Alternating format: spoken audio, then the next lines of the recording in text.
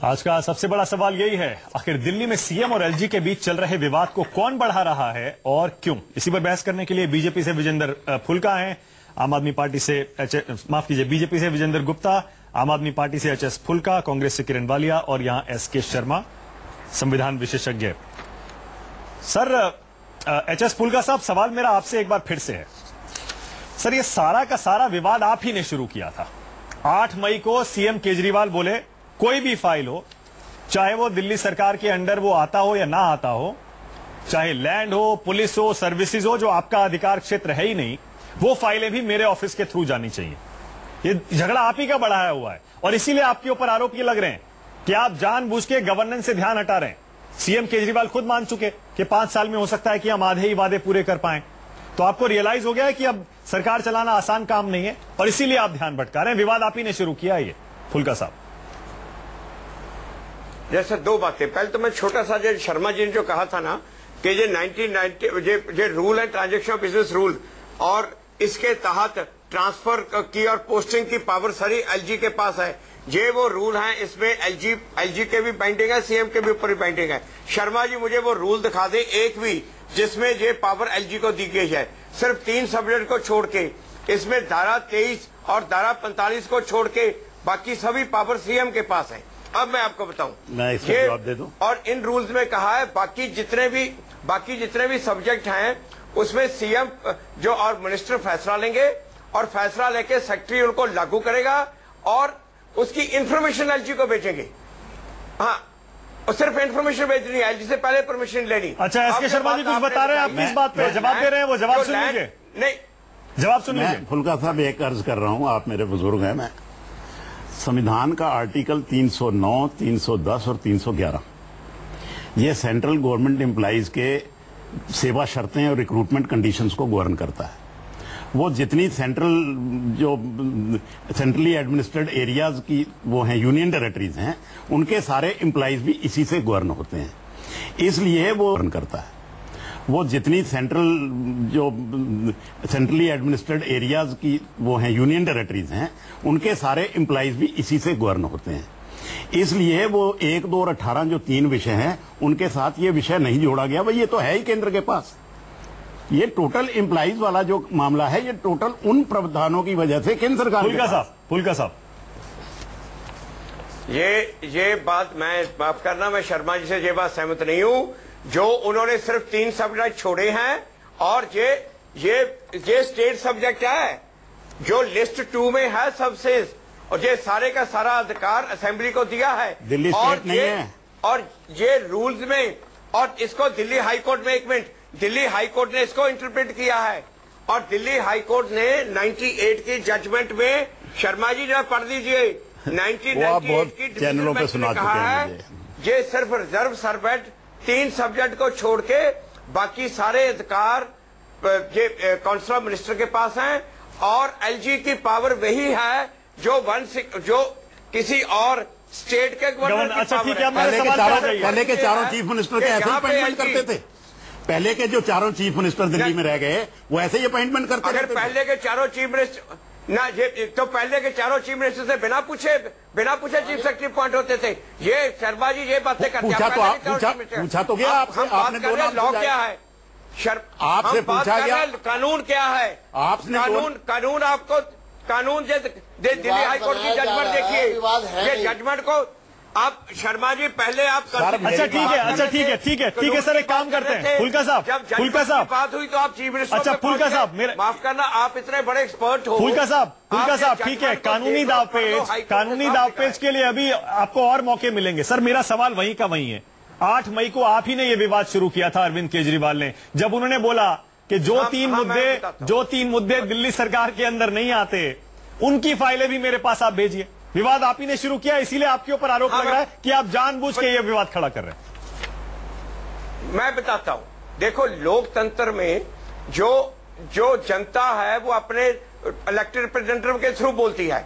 अब इन तीनों सब्जेक्ट पे एलजी फाइनल अथॉरिटी है।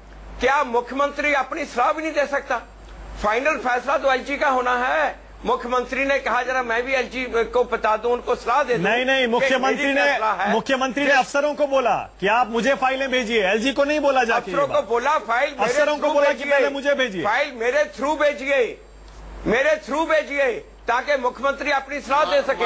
मुख्यमंत्री की सलाह दिल्ली की जनता की सलाह है। इसके ट्रांसफर पोस्टिंग मैं करूंगा। हाँ बिल्कुल सही है, ये बात तो सही है कि ये बात तो सही है कि अरविंद केजरीवाल ने पुलिस के मामलों में भी दखल मांगा आपने। पुलिस का बिल्कुल नहीं बोला, ये बिल्कुल गलत बात है। आप कहीं पे दिल्ली पुलिस की ट्रांसफर पोस्टिंग सीएम ने कहा हो, कहीं पे भी दिखा दीजिए जी आप।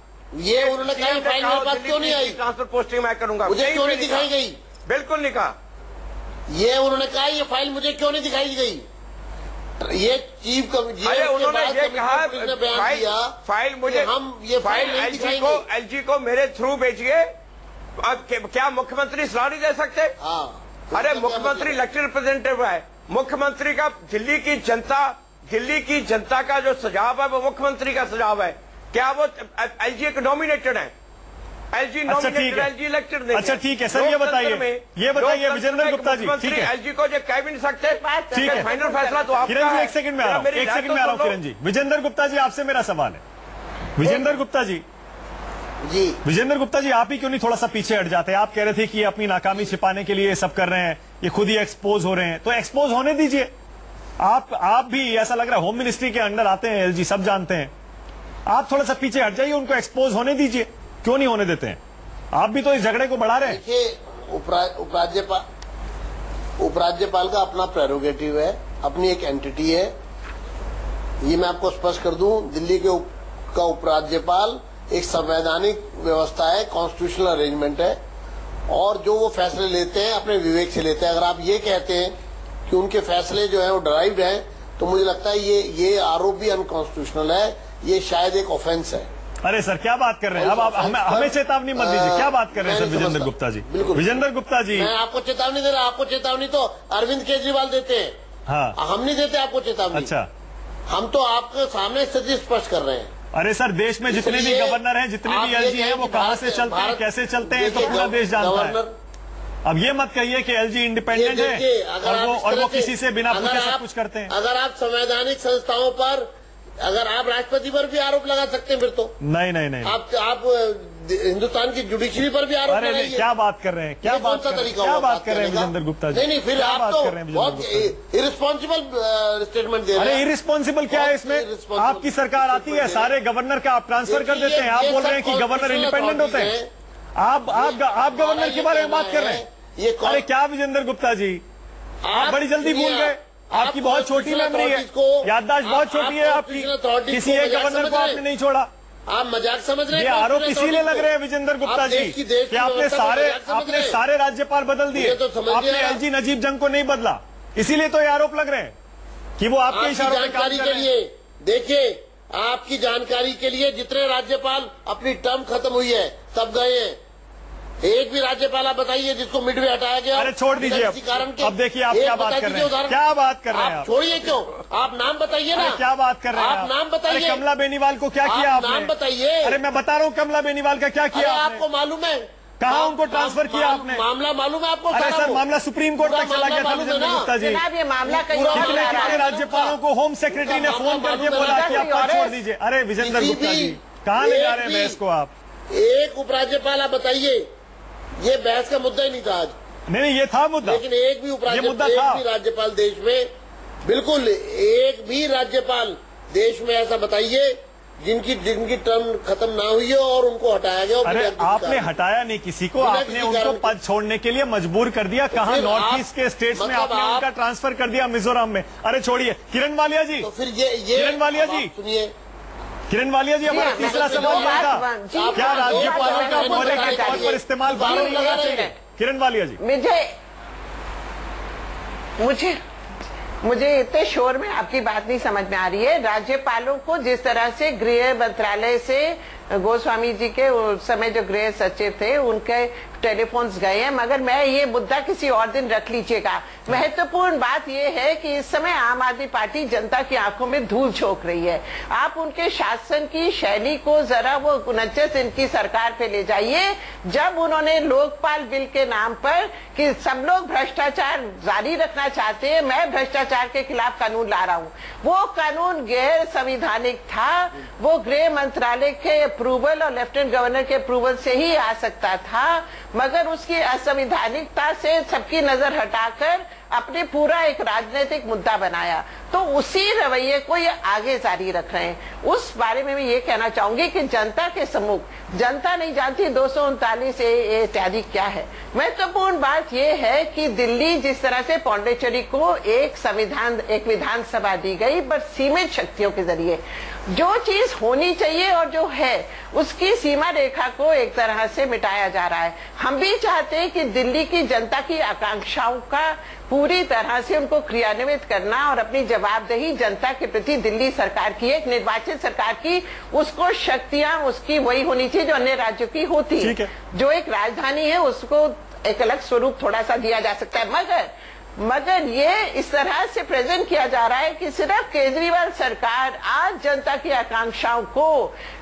पूरे गली कूचे में और किस तरह से अपनी मोहल्ला सभाओं में या टेलीविजन चैनल्स के जरिए जनता की आवाज उठा रहे। जनता प्रशासन चाहती है, हमने भी किया इन विपरीत परिस्थितियों में कई बार, और ऐसी गंभीर स्थितियों में जहां हमारी मुख्यमंत्री को किस तरह से लैंड हमारे पास नहीं था, हमने सारी दिल्ली में मेट्रो देने की कोशिश की, कुछ पीडब्ल्यूडी के पास, कुछ सीपीडब्ल्यूडी, कुछ एमसीडी, कुछ डीडीए के पास, कुछ रेलवे के पास। नहीं, ये बात आपने अच्छी कही है। तो इस तरह से आपने ये बात अच्छी कही है। ये विवाद को सुलझाने का ही तरीका नहीं है, और इन दोनों को समझना चाहिए कि किस तरह से हमने शासन व्यवस्था को थोड़ी भंग कर देंगे। केजरीवाल जी पूरे होश में जानते हैं कि वो क्या कर रहे हैं। ये बात आपने अच्छी कही है कि दिल्ली की जनता की सेवा पर सबको लौट आना चाहिए। ये बात आपने अच्छी कही है। फुल्का साहब, अब देखिए, आप भी इस विवाद को बढ़ाए जा रहे हैं।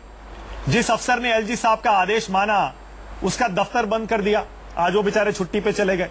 अभी तक उनके पास कोई काम नहीं है। जो 2 पोर्टफोलियो थे वो आपने बांट दिए इधर उधर, लेकिन हालांकि अब एलजी साहब ने सारे ऑर्डर कैंसिल कर दिए। लेकिन फिर भी फुल्का साहब, अगर आप वाकई क्लैरिटी चाहते हैं, सीधे सुप्रीम कोर्ट क्यों नहीं चले जाते हैं आप? कुछ ही दिन में मसला एकदम साफ हो जाएगा। आप भी इसको जानबूझकर क्यों बढ़ा रहे हैं? सोल्यूशन क्यों नहीं ढूंढ रहे हैं आप भी इसका? देखिए, सुप्रीम कोर्ट ने और हाई कोर्ट ने तो इसका फैसला किया हुआ है। अब ये देखिए, अब आप अपने हिसाब से सुप्रीम कोर्ट और हाई कोर्ट के फैसले पढ़ रहे हैं। सर ऐसे तो नहीं होगा ना सर। इसका आपने कहा ना सर, इसका फैसला सुप्रीम कोर्ट जी, आपने कहा सुप्रीम कोर्ट क्यों नहीं चले जाते? आपने कहा सुप्रीम कोर्ट क्यों नहीं चले जाते? मैं आपको वही बता रहा हूं कि सुप्रीम कोर्ट का भी फैसला है, हाई कोर्ट का भी फैसला है, बड़ा क्लियर है फैसला। वो फैसला पढ़ ले, कोई भी पढ़ ले, पूरी क्लैरिटी हो जाएगी। आज तक मतलब 2 फैसले आप बता रहे हैं, 4 फैसले दूसरे लोग बता रहे हैं, 4 कानून आप बता रहे हैं, 10 कानून दूसरे लोग बता रहे हैं। फैसला टीवी चैनलों पर तो होगा नहीं सर, है ना?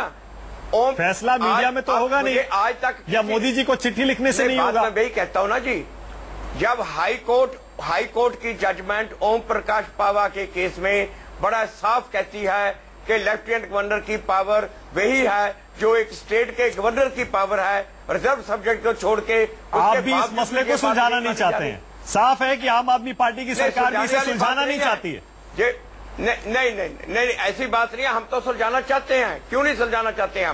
हम तो सुलझाना चाहते हैं, मगर बात यह है कि वहां से बढ़ाई जा रही है, हर बात पे बात बढ़ाई जा रही है, क्योंकि एलजी साहब भी अपनी मर्जी पे नहीं कर रहे, उनके पीछे कोई और ताकतें हैं, पीछे से कुछ और वजह है जिसकी वजह से ये बढ़ाई जा रही है, बात जान के बढ़ाई जा रही है। ये कोई संविधान निकलना देना नहीं चाहते, ये अपनी असुरक्षा की भावना है।